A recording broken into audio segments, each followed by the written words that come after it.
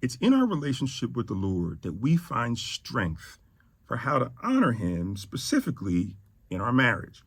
And so again, my question is, what verse of scripture, what passage or marriage in the Bible speaks to your, here's the formula, X plus Y equals Z.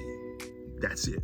That's the pattern that's at work in you, in us, in me, and it's impacting our marriage relationship. He said this, he said to me, he said, we spend too much time noticing imperfections in others rather than loving them for where they are. Husband of 46 years, his wife is inside, shortly going to see the Lord. And he came to this place of realization. We spend so much time noticing the flaws in our spouse instead of loving them for where they are. How are my habits?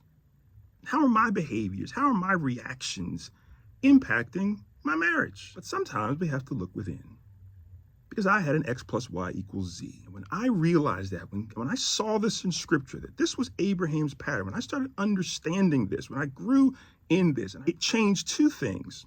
First of all, it changed how I prayed to God. It changed my relationship with God. It also changed how I treat my wife. It also helped me to understand that the stress really is the thing going on. It's an inner battle in me, and it's acting out. It's coming out on how I treat my wife. Whenever X plus Y happens, I do. He would drive for these multiple 8-9 hour trips, but he would do so in a way where he never had to go over a bridge because his wife had gephrophobia. She was deathly afraid, terribly afraid of going over bridges. In that specific case, what that husband was doing was he was honoring his wife. He was making a choice. That's a good opportunity to get angry. I got to drive extra miles because you have this thing going on. But isn't that what love is? Isn't that what grace is? Isn't that what marriage is all about?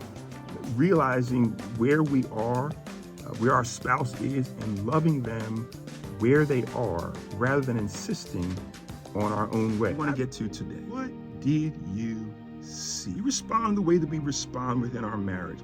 What is it that we see? You know what Abraham's answer was? I thought. Whatever follows after that, he's letting us know up front, it's not from the Lord. It's from within inside of him.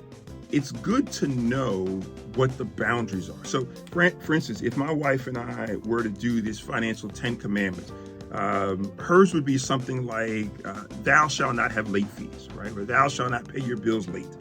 And, we give ourselves this information. This is why this tool is so effective, right?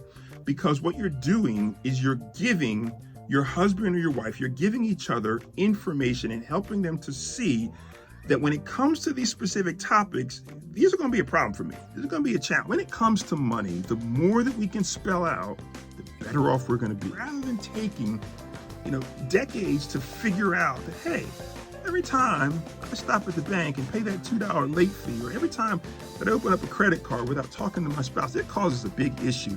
Let's cut to the chase. Let's be upfront. Let's identify these things and save years of hardship when it comes to money. Things that we don't see at the altar that now have happened along our marriage journey.